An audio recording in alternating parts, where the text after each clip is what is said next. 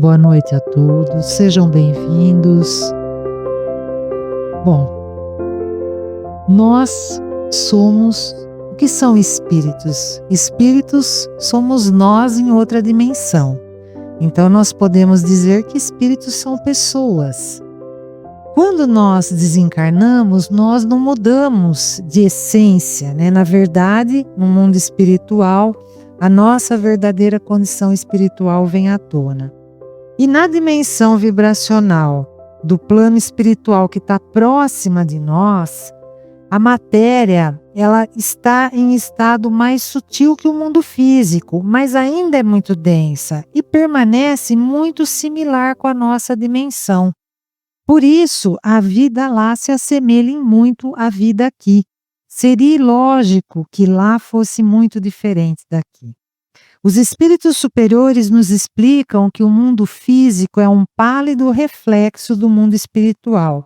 Então, obviamente, tem formas semelhantes. E a vida dos espíritos também é semelhante à nossa.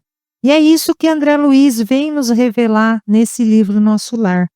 Nós já vimos, estudando essa obra, que quando nós desencarnamos, nós possuímos um corpo, que é o perispírito. E esse veículo de manifestação do espírito no mundo espiritual é composto de órgãos, tanto quanto o nosso, aqui, o nosso corpo físico. Com algumas mudanças, né, no centro genésico, que está relacionado com os órgãos sexuais, e no centro gástrico, que está relacionado com os órgãos digestivos. Os espíritos desencarnados, que habitam essa dimensão mais próxima aqui da Terra, eles também trabalham, também ganham salário, o bônus horas que nós já vimos aqui, que corresponde às horas de trabalho prestado à comunidade. E essa unidade tem valor aquisitivo, não para que a pessoa desencarnada acumule um patrimônio, porque lá todos têm acesso aos bens e aos serviços essenciais, mas para que ela consiga intervenções específicas a seu favor com base na quantificação dos merecimentos. E nessa dimensão, os espíritos também comem, porque eles também precisam ingerir a alimentação necessária para a manutenção das forças vitais do corpo espiritual. E os alimentos são semelhantes aos terrenos, porém fluídicos, porque eles são compostos da matéria do mundo espiritual. Aqueles que já estão bem adaptados à vida nesse plano, eles se alimentam de água misturada, nós vimos aqui, a elementos solares, elétricos e magnéticos. E os mais evoluídos se alimentam pela respiração apenas. E assim como nós, os espíritos também precisam dormir, porque o perispírito também sofre o esgotamento de energias. A mente do espírito, que é a nossa mente, também fica fatigada. E o sono lá, assim como aqui, ele também recupera o desgaste físico e mental da pessoa. E os espíritos também sonham, eles se desprendem do corpo. Aqui, durante o desdobramento, nosso corpo deixa o corpo físico e adentra o mundo espiritual com o perispírito.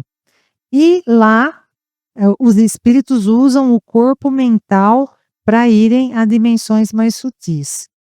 E eles também fazem reuniões mediúnicas lá, para se comunicar com os espíritos que habitam em dimensões vibracionais diferentes, né? Isso, inclusive, facilita o intercâmbio com espíritos superiores que estão nas regiões mais sutis. Tudo isso que eu estou falando, nós estamos vendo aqui nesse livro. Então, muita gente não acompanhou todos os capítulos, é uma oportunidade aí para começar a ler o livro. Tudo isso que eu falei aqui está escrito lá no livro. Então, André Luiz vem narrando tudo isso para nós. E no mundo espiritual também existe, olha só, vida social, com entretenimentos, como concertos musicais, por exemplo. E os espíritos namoram e se casam.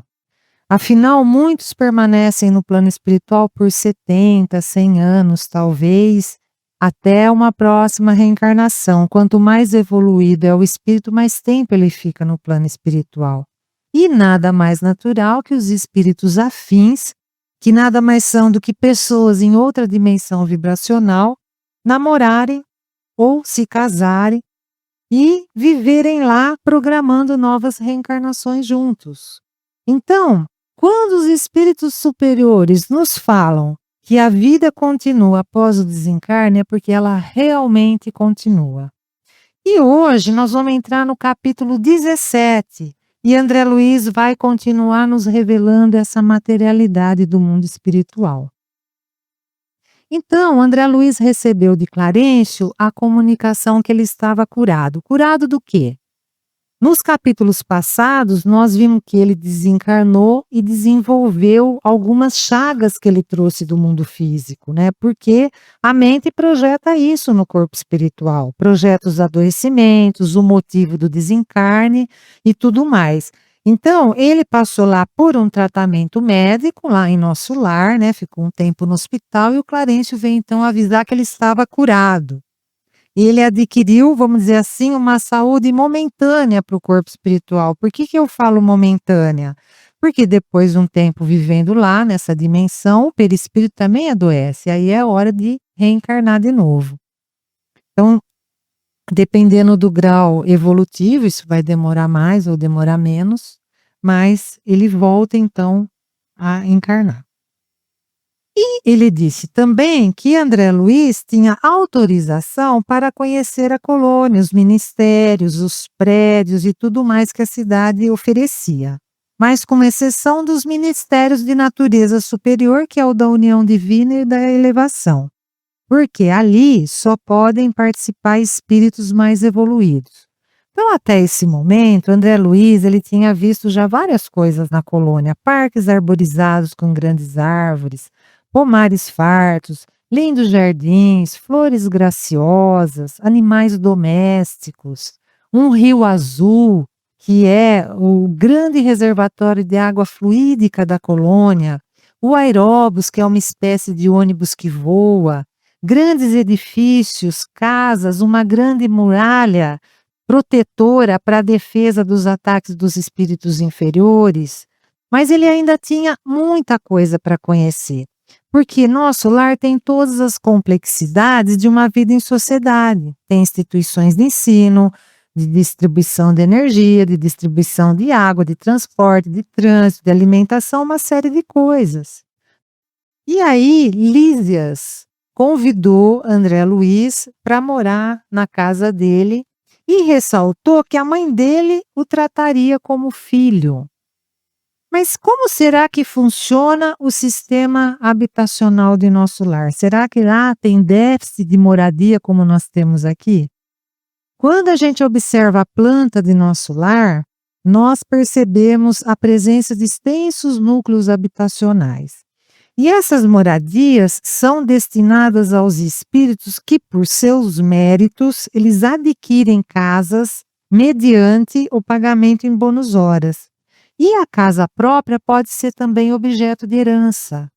Então lá, todos recebem provisões daquilo que é estritamente necessário. Mas aqueles que se esforçam mais para cooperar com a comunidade, eles conseguem certas prerrogativas, né? Então, para entender melhor, todos têm vestuário, mas o bônus horas vai permitir a compra de roupa, aquisição de uma roupa específica. Todos têm cultura, mas o bônus hora, vamos dizer, vai permitir ali a aquisição de um ingresso de algum show, um espetáculo específico. Todos têm acesso à educação, mas com o bônus horas você vai poder ter acesso a algum curso exclusivo. Então, assim, não falta nada para ninguém, mas você tem essa condição de se esforçar e adquirir alguma coisa a seu favor. Então, a mesma coisa acontece com a moradia. Todos têm moradia, mas o bônus horas permite a compra de uma casa. É no máximo uma por família. E então, a família do Lísias tinha uma casa própria. E André Luiz passou a compartilhar desse espaço. Clarencio entregou um documento de identificação para André Luiz que autorizava ele a entrar nos ministérios da regeneração, do auxílio da comunicação e do esclarecimento. Então, olha que interessante, todo mundo acha que no mundo espiritual é tudo abstrato, mas André Luiz recebeu um documento. No plano espiritual, é claro, as coisas não são feitas aleatoriamente, sem regras, né? Mas aí, lá em nosso lar, não é todo mundo bonzinho? Será que precisa de identificação? Precisa de identificação, porque a gente tem que lembrar que nosso lar está próximo da faixa mais densa, né? Mais próxima à crosta terrestre, próxima ao umbral denso, e ainda está sujeita a ataques das zonas inferiores. E de qualquer forma, a organização é necessária. Então percebam como a colônia é organizada. Lá é uma cidade onde vivem pessoas que já desencarnaram e elas se aglutinam, como acontece aqui, e desenvolvem sociedades, como acontece aqui. Clarencio passa um ensinamento a André Luiz, que também é muito importante para a gente. O interstício das experiências carnais deve ser bem aproveitado. Ou seja, esse intervalo entre as experiências carnais, esse período que a gente volta para o plano espiritual, precisa ser bem aproveitado. Seja através de trabalho, de estudo, da mudança das nossas atitudes. E é justamente essa pergunta que Kardec faz aos espíritos na questão 230 do Livro dos Espíritos, quando ele diz: o espírito progride no estado errante? Ou seja, nesse intervalo entre as experiências carnais, ele consegue progredir? E a espiritualidade superior explica: pode melhorar-se bastante, sempre de acordo com a sua vontade ou o seu desejo, mas é na existência corpórea que ele põe em prática as novas ideias adquiridas. Então, embora a gente possa trabalhar, estudar, modificar nossas atitudes lá no plano espiritual, é quando nós estivermos novamente envoltos na matéria que nós traremos todos esses novos aprendizados e vamos fazer a nossa verdadeira prova aqui de mostrar que realmente adquirimos novas virtudes. Hoje é que nós estamos aqui fazendo essa prova do que nós adquirimos de virtude, aprendemos de virtudes no nosso último período lá no mundo espiritual. A pergunta é: nós estamos fazendo bem, né? Nós estamos provando que conseguimos realmente adquirir essas virtudes? Aí eles foram à casa do Lísias, né? E André Luiz fala: uma construção graciosa cercada de colorido jardim. Então é matéria. E André Luiz foi muito bem recebido pela mãe de Lísias, que se chamava Dona Laura. Ela diz, soube que sua mãe não vive aqui. Nesse caso, terá em mim uma irmã com funções maternais. Então veja como André Luiz é bem recebido pela mãe do Lísias, né? Esse acolhimento e essa afinidade entre a família de Lísias e André Luiz, para quem não lembra, o Lísias é o enfermeiro que cuidou de André no hospital. Hoje eu não falei isso, mas a gente sempre vem contando porque ele é um personagem constante em todos os capítulos. Então, essa afinidade entre a família do Lísias e do André Luiz sugere que eles podem ter tido laços já de outras reencarnações. Não está claro isso no livro, mas é uma coisa que a gente pode pensar. Porque nos capítulos seguintes, nós vamos ver que a convivência entre eles realmente se transforma numa relação familiar. E a mãe de Lísias vai assumindo essas funções maternais, sempre aconselhando e orientando André Luiz. E isso acaba reforçando a presença da família universal, né, que é uma coisa muito forte no plano espiritual. Aqui nós costumamos dosar o nosso amor, direcionando o nosso afeto quase que apenas para os nossos consanguíneos e doando muito pouco aos nossos irmãos que estão fora da nossa família. O que se constitui talvez um dos maiores obstáculos da nossa evolução espiritual.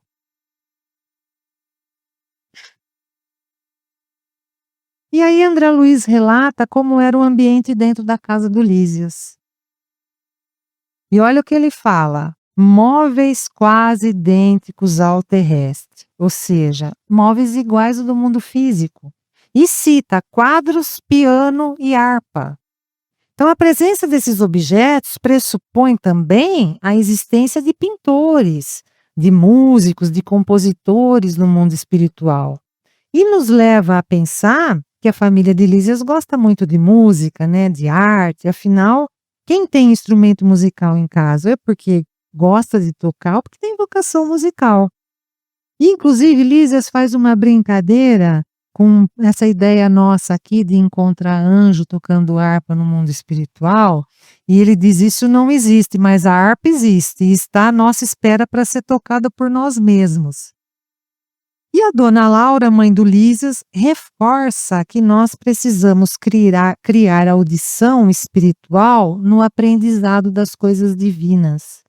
Por quê? As criações divinas têm som, têm vibração.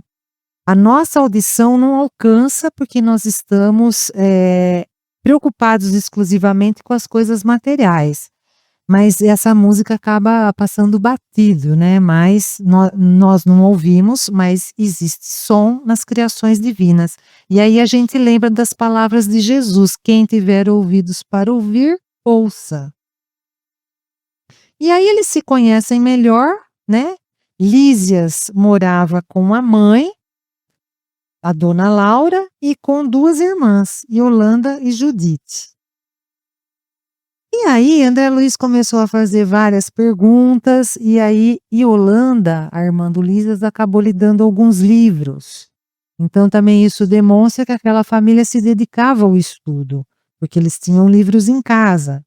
E pressupõe também que existe todo um trabalho de editoração no mundo espiritual. Certamente existem escritores, né? Que o livro não ia aparecer lá, não é verdade? Inclusive, dona Laura ressalta que lá não existem escritores de má fé, dizendo que esses, quando desencarnam, vão direto para as zonas inferiores do umbral. Então, olha só, aquelas obras que trazem um conteúdo sem qualquer moral, como se fossem verdades, né? Que estimulam preconceitos, conflitos, ódio, materialismo extremo, que perseguem, que caluniam, que muitas vezes têm tanta força psicológica que levam até pessoas ao suicídio, né?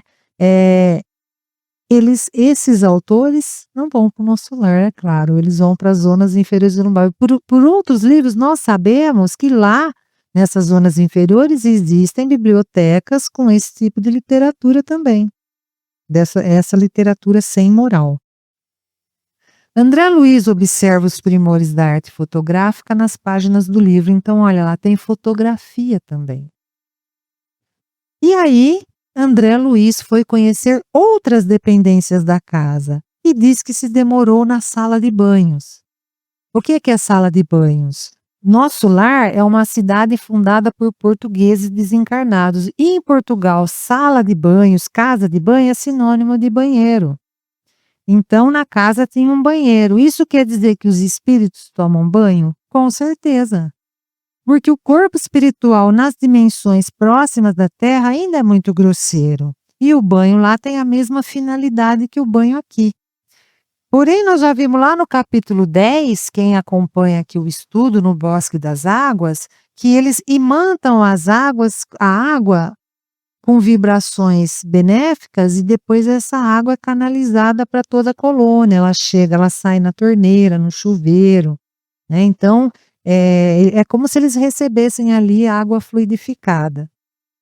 E por essa revelação, a gente vai percebendo que nessa dimensão, logo após a nossa, né, assim como na nossa dimensão física, nós também temos necessidades fisiológicas, incluindo o banho para limpar o corpo. Que corpo é esse? É o perispírito, como eu já falei aqui. Então, enquanto nós estamos encarnados, o perispírito ele tem a função de ser um intermediário entre o espírito e o corpo físico. E quando nós desencarnamos, o perispírito torna-se o corpo físico do espírito, lá na dimensão espiritual. E esse espírito, como eu também falei, sofre algumas alterações em sua essência quando nós desencarnamos para poder se adaptar no mundo espiritual. E o contrário também acontece. Quando encarnamos, o nosso perispírito se desfaz de alguns elementos que ele incorporou no mundo espiritual para nós podermos nos adaptar no mundo físico. Então, se o espírito toma banho a fim de higienizar o perispírito, nós podemos concluir que ele também transpira, que ele se suja, pode ser com a execução de determinados trabalhos, que ele entra em contato com algum tipo de sujeira, de resíduo, de poeira, né? E também talvez nós possamos admitir que o corpo espiritual ou o perispírito, tendo que se alimentar, ele tenha igualmente a necessidade de excretar resíduos, né? Recorrendo, por exemplo, a um vaso sanitário. Então, isso não está dito de uma forma explícita no livro, né? Mas a sala de banhos nos induz a pensar sobre todas essas coisas que eu falei. E aí cabe a cada um de nós tirar as suas próprias conclusões. Então, o mundo espiritual é material, né? Vocês querem ver outros detalhes? Sentamos em torno de uma grande mesa. Sentamos onde? Nas cadeiras, é claro, né? Ligado um grande aparelho, fez-se ouvir música suave. Fez-se ouvir-se o quê? Música. Ao longo do livro, a gente vai percebendo que a música é muito presente no mundo espiritual. E em capítulos passados, nós vimos que em nosso lar tem música até nas ruas, nas vias públicas, dentro das oficinas de trabalho, que é para estimular o rendimento do serviço, para estimular um elevado estado de espírito, né? E como nós acabamos de ver aqui também, existe música em qualquer lugar, até nas criações divinas. Então, o que é o mundo espiritual? É um termo dado pelos espíritos para designar um lugar do universo onde nós espíritos, de onde nós espíritos viemos e onde nós voltaremos e para onde nós voltaremos. Então, mundo espiritual, morada dos espíritos, o mundo principal, aqui é um pálido reflexo de lá. Aqui é uma escola para o desenvolvimento intelectual e moral do espírito. Então, lá também é formado de matéria. Matéria em outra composição, matéria em outra dimensão, em outra vibração, mas é matéria. E ao fim da tarde iniciou-se uma prece coletiva que é feita pela governadoria de nosso lar e acompanhada pela colônia inteira. A mesma prece que André Luiz acompanhava no hospital. E eles acompanharam juntos ali na casa da dona Laura por um aparelho que parece ser ali uma televisão. Então olha que legal, todos os habitantes de nosso lar meditam e oram diariamente. Eles conseguem conservar o pensamento sempre de forma positiva. Todos têm o compromisso de controlar a mente para manter as vibrações da colônia elevada. Então imagine se a gente um dia atingir esse nível evolutivo aqui na dimensão física, das pessoas de toda a cidade, num determinado horário, conectados por uma televisão, participarem juntos de uma prece coletiva. E essa prece foi precedida de uma música suave, olha a música aí de novo, de uma música suave para ir harmonizando o ambiente, e depois foi exibida a imagem da governadoria. E aí, mais uma vez, a gente vai entendendo a importância da arte no plano espiritual, né? A arte é tudo aquilo que é belo, que nos engrandece, que nos traz reflexões construtivas. Muitas vezes, infelizmente, seja por parte de quem cria, por parte de quem aprecia, a arte é usada para profanação. Então, por isso que a gente tem que prestar atenção no tipo de arte que a gente está consumindo, porque hoje em dia é muito comum transformar em pessoas anônimas, comuns, em pseudo-celebridades, pseudo-influenciadores, e às vezes a pessoa nem está preparada para essa superexposição. E aproveitam esse breve momento de fama para colocar suas ideias para todo mundo ouvir, né, sem nenhum critério. Qual que é o objetivo? Adquirir logo uma fortuna, ter seus prazeres e a possibilidade de não ter que fazer mais nada na vida. E às vezes a pessoa nem pediu isso, às vezes a própria sociedade faz isso com ela. Então a arte é a representação daquilo que acreditamos, né? Se a gente acredita naquilo que é efêmero, nós vamos reproduzir aquilo que é passageiro. Mas se a gente aliar a arte, a razão e a fé, nós vamos produzir obras-primas. Né? Então vocês imaginam a arte produzida com esse viés de consolo, de amor, de caridade. tal qual nós podemos pressupor que acontece lá em nosso lar. Então, certamente, isso nos traria uma energia muito boa, capaz de tirar da nossa sociedade essas agonias que as pessoas passam aqui, porque estimularia em nós o amor, a esperança e o perdão. E para concluir, estudando a obra de André Luiz, nós descobrimos que os espíritos se alimentam, trabalham, namoram, se casam, dormem, sonham, possuem casa, salário, vida social, enfim.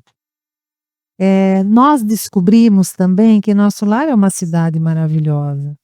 Mas não adianta nós querermos habitar nosso lar se nós não tivermos sintonia com o modelo de vida dessa colônia, né?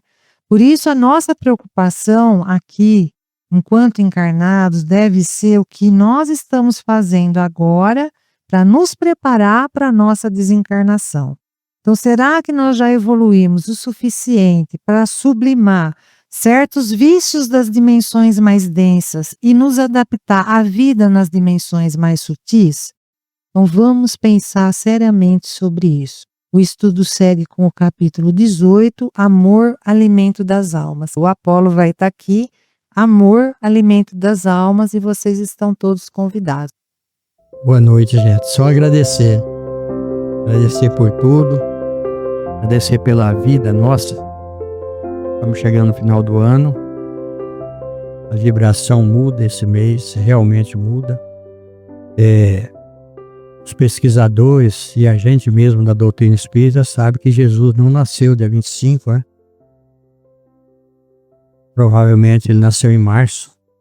Mas por que foi estabelecido esse mês de dezembro? Porque é o mês que a Terra está mais perto do Sol. E como Jesus é a luz do mundo, alguém teve essa inspiração e foi muito útil essa inspiração para nós. Então é onde a gente fica mais solidário, onde realmente a gente começa a pensar mais. Então é sempre uma alegria para nós. E agradecer a Deus, a Jesus, ao Chico Xavier, que é o mentor da nossa casa aqui, por essa oportunidade que nós estamos tendo. E só a doutrina espírita para trazer para nós esclarecimentos aí. Vocês viram aí, o nosso lar é fantástico. Deu para a gente entender bem, né? Como é materializado. E a gente, quando dorme, a gente vai no plano espiritual e a gente participa de tudo isso daí. Muito obrigado. Está encerrada a reunião. Muito obrigado.